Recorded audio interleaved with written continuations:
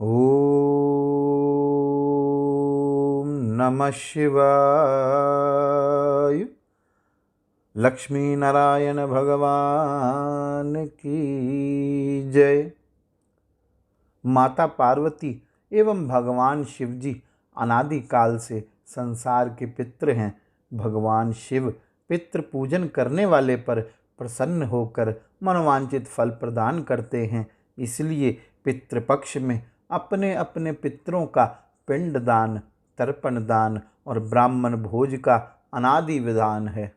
पद्म पुराण में आया है कि प्राचीन काल में भगवान श्री राम जब भगवती सीता तथा लक्ष्मण के साथ चित्रकूट से चलकर महर्षि अत्रि के आश्रम पर पहुँचे, तब उन्होंने मुनि श्रेष्ठ अत्रि से पूछा, महामुने, इस पृथ्वी पर कौन कौन से पुण्यमय तीर्थ हैं जहाँ जाकर मनुष्य को अपने बंधुओं के वियोग का दुख नहीं उठाना पड़ता। वहाँ का श्राद्ध आदि कर्म पितरों की सद्गति में हेतु बनता है। भगवान, यदि कोई ऐसा स्थान हो तो कृपा करके वह मुझे बताइए। मुनिवर अत्रि बोले, वत्सराम, आपने बड़ा उत्तम प्रश्न किया है। मेरे पिता ब्रह्मा जी द्वारा निर्मित एक उत्तम तीर्थ है जो पुष्कर के नाम से विख्यात है। वहाँ जाकर आप अपने पितरों दशरथ आदि को श्राद्ध आदि पिंडदान से तृप्त करें। वहाँ पिंडदान करने से पितरों की मुक्ति हो जाती है। यह सुनकर राम जी बड़े प्रसन्न हुए। उन्होंने पुष्कर जाने का मन बनाया। वे ऋष्वान पर्वत, विदिशा नगरी तथा चर्मवंती को पार कर यज्ञ पर्वत गए। वहाँ से मध्यम पुष्कर गए। वहाँ स्नान करके उन्होंने देवताओं तथा पितरों का तर्पण किया। उसी समय मुनि श्रेष्ठ मार्कंडेय अपने शिष्यों के साथ वहाँ आए। भगवान ने महामुनि को प्रणाम किया और कहा, मुने, मैं महर्षि अत्रि की आज्ञा से यहाँ अवियोगा तीर्थ में पितरों का श्राद्ध करने के लिए उपस्थित हुआ हूँ। मार्कंडेय जी ने कहा, रघुनंदन, आप बड़ा ही पुण्य कार्य करने जा रहे हैं। आप यहाँ राजा दशरथ का श्राद्ध कीजिए। हम सभी विप्रगण श्राद्ध में उपस्थित होंगे। श्री रघुनाथ जी से ऐसा कहकर वे सभी ऋषि स्नान के लिए चले गए। इधर श्री राम जी ने लक्ष्मण जी को श्राद्ध की सामग्री एकत्रित करने के लिए कहा।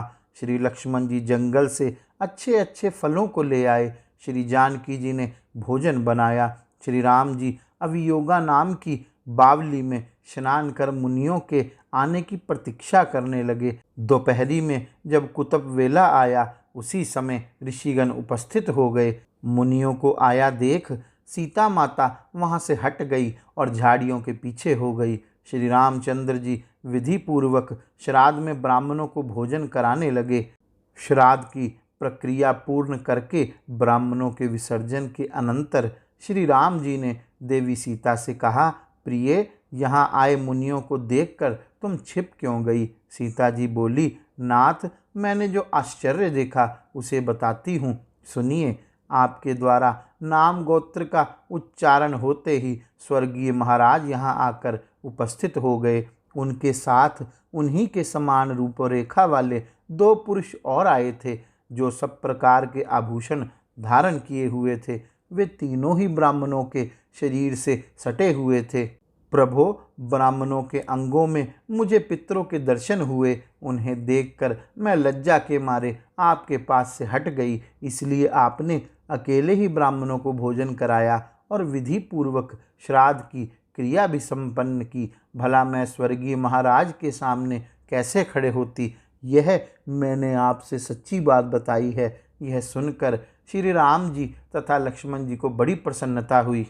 एक समय की बात है, भगवान श्री राम जी पितृ पूजन करके ब्राह्मण भोजन करवा रहे थे। उसी समय भगवान शंकर आकर बोले कि मुझे भी भोजन करवाओ। भगवान शंकर जब भोजन करने लगे तो इतना खाया कि भंडार को खाली सा कर दिया। श्री सीता माता ने गौरी माँ, जो कि अन्नपूर्णा भी है, का स्मरण किया। श्री अन्नपूर्णा माँ ने भोजन सामग्री में श्री राम नाम का बिल्वपत्र मिला दिया, जिसके माध्यम से भगवान शंकर तृप्त हो गए। शिव जी ने प्रसन्न होकर श्री राम जी से वरदान मांगने को कहा। श्री राम जी ने वरदान के रूप में उनसे कथा सुननी चाहिए, जिसे श्री शंकर जी ने प्रसन्न होकर स्वीकार कर लिया। तब से श्री शंकर जी श्री राम दरबार के नित्य कथावाचक बन गए। दानवीर कर्ण के बारे में सभी जानते हैं कि कर्ण देवी कुंती के सबसे बड़े पुत्र हैं।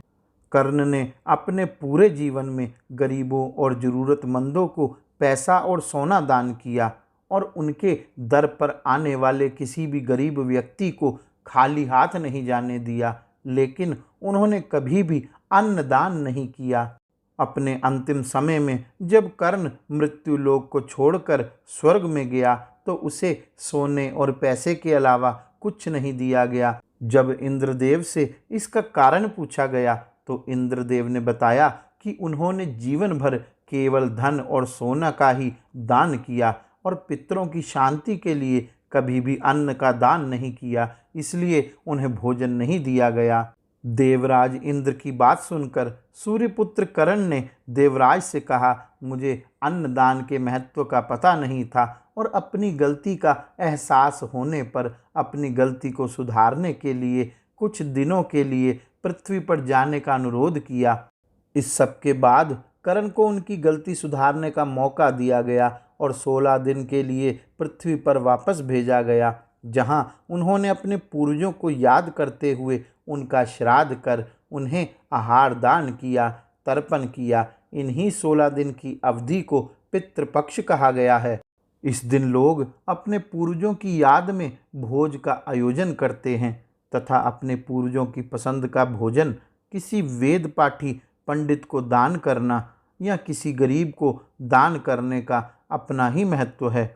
हमारे पूर्वज सभी कर्म कांडों को करते हुए देखकर प्रसन्न होते हैं और हमें आशीर्वाद देते हैं। गौरी शंकर भगवान की जय। ओम नमः शिवाय।